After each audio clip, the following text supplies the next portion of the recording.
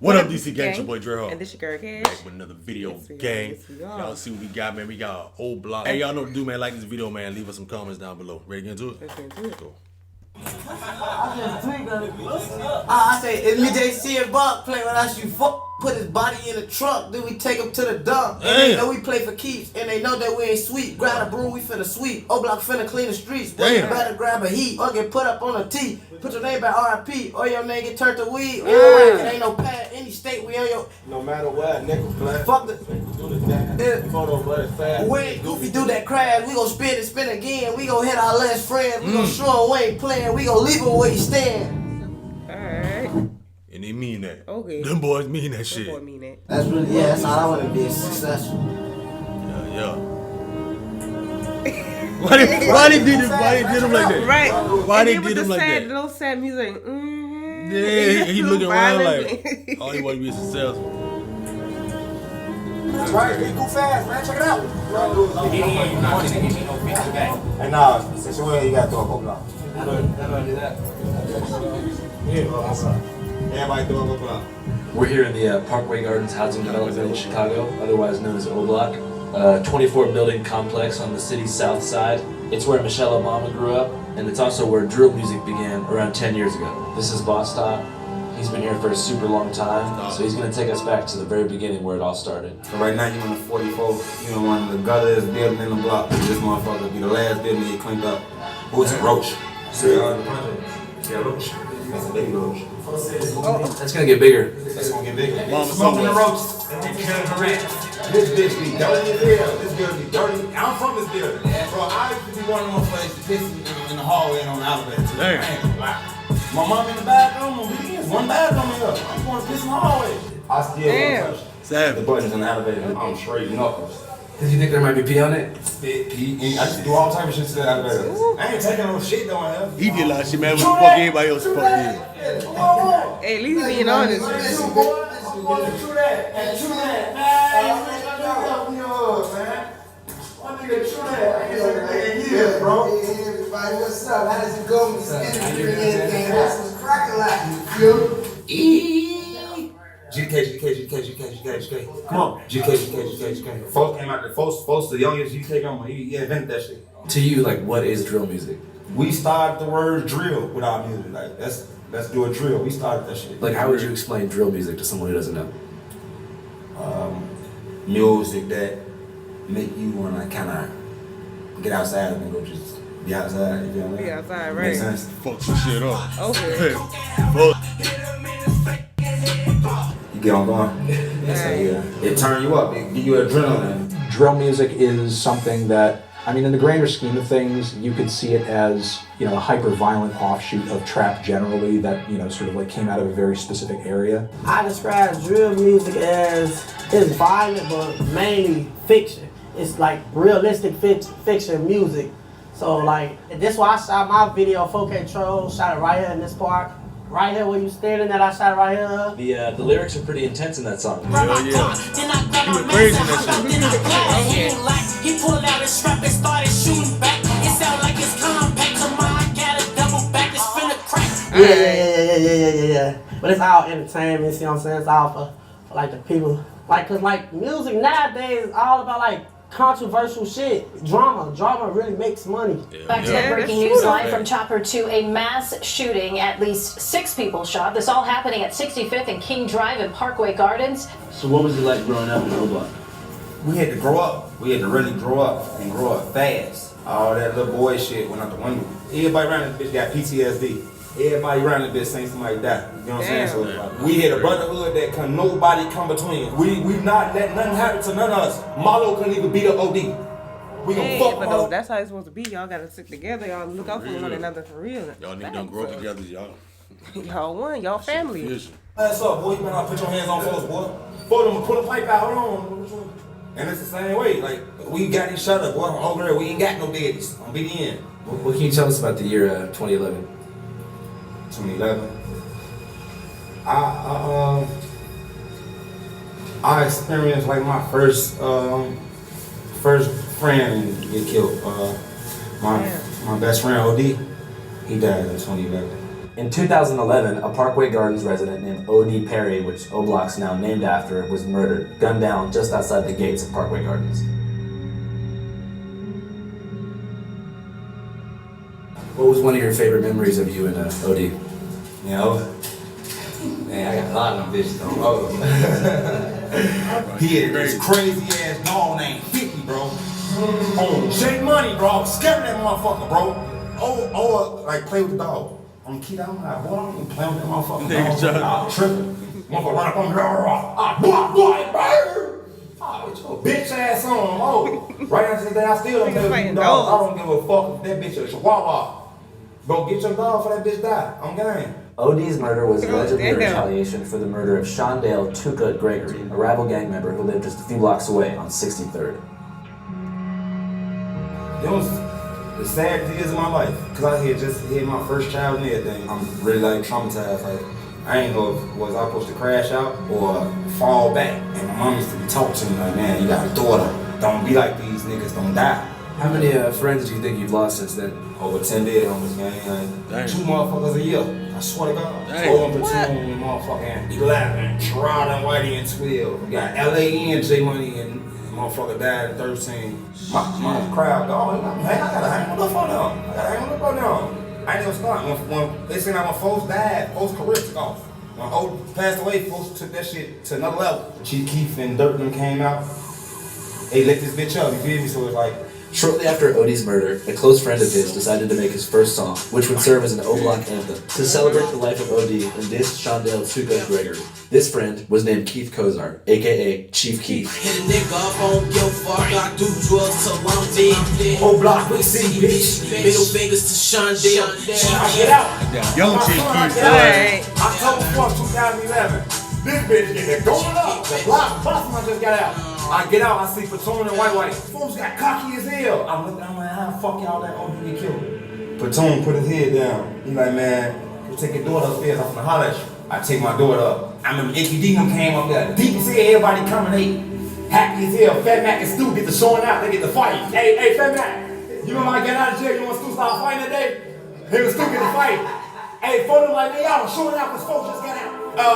Dirk and Reese come see me. I'm like, I'm feeling love like a motherfucker. I'm damn. Folks them come rap with me. I'm like, fuck O-Guy. I fuck O-Guy. You know they rapping with me. Boom, boom, boom, boom, boom. We talking all us and that bitch crying now. I'm like, damn.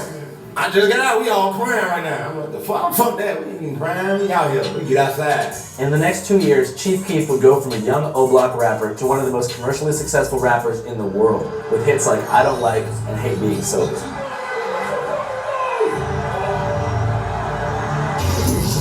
I'm about to say that's that shit right there. Right. Okay. That shit, that's alright. Chief Keef made it more like global. Yeah. Before you knew it, white America was doing the hokey pokey to murder music and unknowingly singing along to the anthem. Nigga said that white people doing the fucking hokey pokey. Boy. Hey, what the fuck? That hokey pokey. White America was doing the hokey pokey to murder music and unknowingly singing along to the anthems of an actual gang war playing out in real time. For a year, the conflicts of O-Block were a mystery to the general public. That was until one man came around and exposed the inner workings of Chicago's gang war to the world. So 2010, 2011, I'm in college and I'm doing commentary about hip hop. I had some hot takes about Kanye and Drake and stuff like that at the moment. So I was kind of gaining an audience. And I remember when the drill scene popped off and I remember doing a video on Keef and I was like, I love the music. So I'm reading the comments and everyone was like, yo, you're not telling the full story. Okay, because I'm going in there and I'm doing a quick video and I'm like, yo, all his ops is dead. You know what I mean? He's dissing them. It's over. You know what I mean? These guys, we don't even need to know their names. And everyone was like, well, no, they're not dead. And actually, the guys who he's dissing just killed his guys. They were talking about people like Lil J.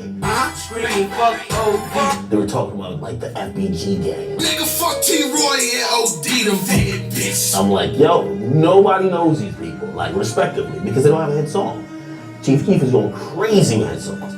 So I made this page called The War in Chiraq, and I started covering basically just constant feuds that were happening. It's your boy DJ Academics, and now information has come to my attention. Now y'all know I call Lil Reese the Chirac Grim Reaper. Well, pretty much because every time you look through his mentions, you see a bunch of dead niggas. CBS Chicago is reporting that a 15-year-old boy, aka Little Nick from 600, was shot multiple times and then he was brought to a hospital where he was pronounced dead by the Cook County medical examiner. At least he died doing what he loved best. Someone actually told me that these guys actually keep score on killing and coonery within Chirac. The most valuable coon is probably a legit award. The war in Chirac never stops. The coonery never fucking ends. Make sure you like, subscribe, and share. His War in Chirac series went viral, and the fans were now aware of the ongoing Chicago gang war, particularly as it pertained to the rappers involved. How many people do you think have died in the war in Chirac? Thousands. This past weekend, at least 52 people were shot, 8 of them killed. In the following years, between 2011 and 2020, 5,518 people were murdered in Chicago, to the amusement of self-proclaimed Chiracologists, who created a Reddit page, which now has over 175,000 members. But I've never seen a place where life was valued less than Chicago. Right. To this day, I've never been to Chicago. I feel like things bad everywhere. I've been to Chicago one Things is time. bad in Chicago because like this shit came like a movie to people. Like when it first got famous, people started like it was like we was characters. Like damn, like you got me look like an assassin. Drilling itself is an energy that once people latch onto that shit and you become invested in the story. It's like a soundtrack to a movie, and it sounds bad to say, but it's a soundtrack to a movie that you're watching live. Yeah. You know, I'm looking at this not like on some voyeuristic, like, yo, oh shit, this is like entertaining. I'm like horrified. What I try to do is satire, hope that people could look at them and be like, that looks ridiculous. These dudes, like, they're disgusting, right? People took it and they ran with it. Everything I thought that people would be like, yo, this is some sick shit, they loved. We have a bloodthirsty audience, especially in music. The more people die, when someone gets locked up, their streams are through the roof. Yeah. Music sales Facts though. go through the roof. That's real. Trust me. I was a driving force in getting some of these guys, other than Keith, eyes and attention and ears to some of their stuff. Did you feel responsible for like inflaming gang tension on the streets by covering things? Hell no. But let me tell you this, accountability is hard to take, man. They say, yo, well, you gave people nicknames. And when you gave someone a nickname of Grim Reaper, some other guy is going to start killing more to try to get that nickname. And I'm like, I don't believe I caused any murder. But if my videos, because they were popular, instigated any two parties, I'll take blame for that. But motherfucker, if you picked up the gun, I'm not taking blame for what you did, right? When I started covering War in Chirac, niggas was dying every day already. I was on Twitter watching people bleed out, and I was like, I can't believe this is, like people getting shot like dogs, bleeding out, everybody filming it. And then you go on social media and everybody saying, I'm smoking on the pack. Mm-hmm. So you gotta take blame for you doing that. The parents gotta take blame for not being in the kid's life. The cops gotta take blame for them basically just like throwing their hands up in the air and saying, let everybody kill each other. Like these motherfuckers are like, everybody wants an easy scapegoat. Listen, stop acting like a bitch ass nigga and just fight, bro. Leave the pipes alone, fight. That's real, man. Where that man? Oh, it's so. That's real right there. Like nobody ain't doing that shit no more. Nigga get their ass beat. Nigga fucking pride shit fucked up. Now you want to go back and shoot a motherfucking shit. Go shoot, right? Like nigga fight him again then. Fucked up now. It's like a 12-year-old just said, I'll pop you. So another 12-year-old. Like bro, just fight him. Yeah. Right. Why do you think that happens? Cause yeah, motherfucker think it's about being a shooter or a killer. Music played a part. But music won 100% why everybody doing this. It's your fucking mama and your fucking daddy. You get what I'm saying? It's your mama and your daddy, bro. It's not you to be your environment, but it's your mama and your fucking daddy. It's about how you get raised, bro. Like, raise your fucking kids right. Oh. I don't think it's drill music at all. I promise you. If we was to take drill music away right now, and it be regular hip hop, it's still gonna be the same type of violence. Everybody want to be a character now for the internet. On social media, beefing, making threats, making crazy comments, like going on live, you know, it's like, you know, waving the gun in the fucking camera. You know, it's like, it's almost like a competition to see who can push it the furthest and get the most attention. Because, you know, there is a fair amount of clout chasing, and, you know, that is a toxic element. In that way, do you think that drill is like bad for society? No, because the thing is, like, the realities of what is being discussed in that music was there before the music was there. The music is just an expression of that. It's just a reaction to that. Like when you're talking about inner city gun violence, you're talking about poverty, you're talking about poor education systems, you're talking about like low access to food, you're talking about low economic opportunities. Those are the kinds of solutions that you would need to apply to that situation. If you could go back in time, would you make War in Chiraq again? You know, I've grown. Was it appropriate? Probably wouldn't do that again. I would do it again just because I think we're dealing with mental illness in Chicago.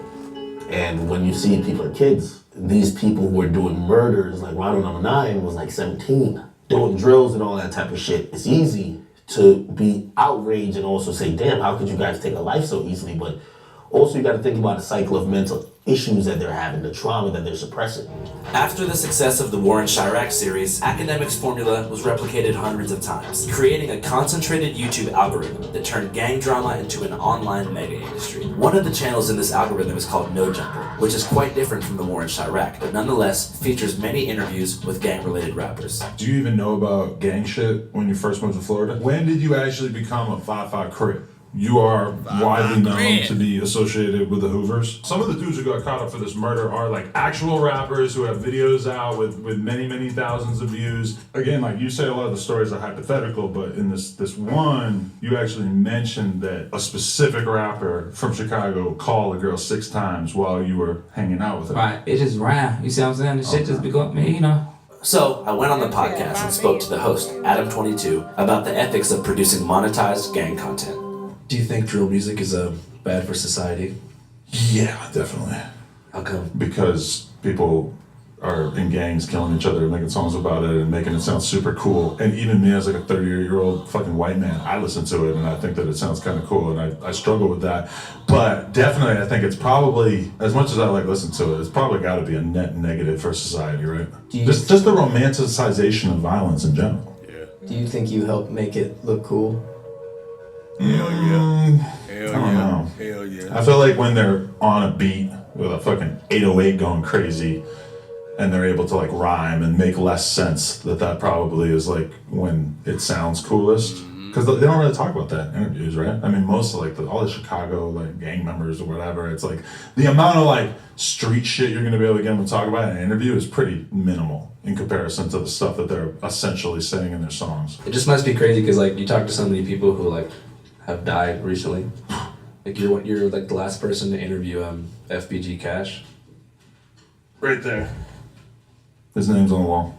Yeah. Do you feel any responsibility for like inflaming like gang beef by having so many gang members use this platform to promote themselves? No, because I mean, I feel like this is a hip hop platform that long ago has kind of been clear to me that that's more or less the gist of what we're doing, you know? Like there was a long time where I didn't do any street shit, you know, in the beginning it was mostly like SoundCloud type stuff and more like avant-garde, you know, internet shit. We've gone more in that direction, and like a lot of, like, it's also the direction rap's gone in. It's tough to get away from the fact that the fans just want what they want.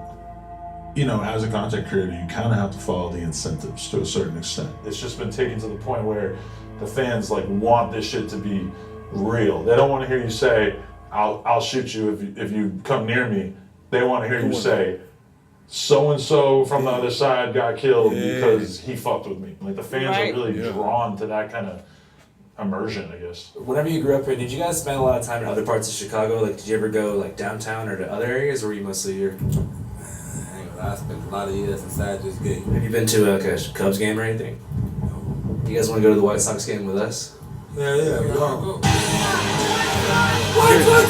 White Sox! Let's fucking White Sox to go Sox! Fuck the Cubs, fuck the Orioles, fuck the Yankees, White Sox. That's what's up. That's what's up.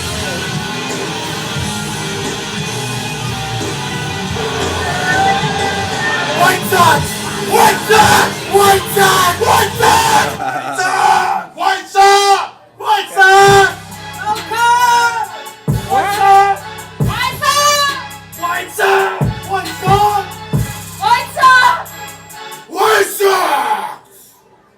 What the Southside pride, that blue collar man. Oh, like the South Side's way better than the North Side. You have to wear condoms unless you have to. What's the situation in which you have to use a condom? Right. Never. I'm married, so I haven't actually used condoms in 15 years. Raw dog stats for Jack Harlow. Jack Harlow only. Sorry. Mostop, what do you think about condoms? What I think about condoms? I got 6 kids right now. Raw dog all day long. Jack Harlow is not my type. What makes White Sox fans different from other fans? Sometimes they wear white socks, but not on a regular basis. Loyalty. Why? Why? Are you guys from Chicago? No. No? Exactly. What do you think your most controversial opinion is? Like, what do you mean about that? For example, I believe that aliens have visited the United States of America. So do I. I also believe that the earth is not round. I also believe that the government is hiding out a ship us. I also believe that the government has taken over our country. Like, you think the Earth is flat for real? Huh? You think the Earth is flat? I mean, we have ideology, right? We have ideas. So, like, who are we to judge? White Sox hamburgers, Comiskey dog, right here. We got 2 patties, 2 scoops of cheddar cheese, and we put the pico and the gallo on top. Say it ain't so, Joe. Hamburger, hamburger, hamburger, hamburger, hamburger, hamburger. Biggest food in the world. Hot dog, hot dog, hot dog, hot dog, hot dog, hot dog. How do you feel about the rapper Yeet? He's alright. Can you name 5 songs? Turban, mad about that, sorry about that. Money is so big, and what's it called? Shit. What's your favorite thing about Yeet? It's the music. What would you say if Yeet was here right now? I don't know. What would you say if you could be digitally connected with Yeet in some form? Come on, Yeet, answer the goddamn phone. God damn it. We love Yeet! We made it! We actually made it here, guys. Fucking drink to that. We are the epitome of sperm. We are sperm at its best. You're a philosopher. I consider myself a philosopher, yes. You guys want to hear my whole philosophy? Yes. Oh, shit. Put him on the spot. You guys watching this? This is my philosophy. You just saw it happen. I didn't know that guy. I could not associate with him of any particle amount of being, but I let him go through because he's a fellow human being, you know. So his agenda, you got to consider that. And he wanted to go through. It wasn't that nigga fuck like you know, like negatively impairing me. So I let him through. That's what I think we should all do, you know. Try to fucking make it better for everybody, if you can. I mean, you speaking real. Different team might be the same team in the long run. We don't know. Might be different teams right now. Could end up being on the same team, but you know, that right music now, though, like the music make it he's not on my team because I don't know who the hell he is. But we're both at the Sox game, so I guess we're not on the same team in that sense. I need y'all back on the show. For sure. I'm ready for y'all to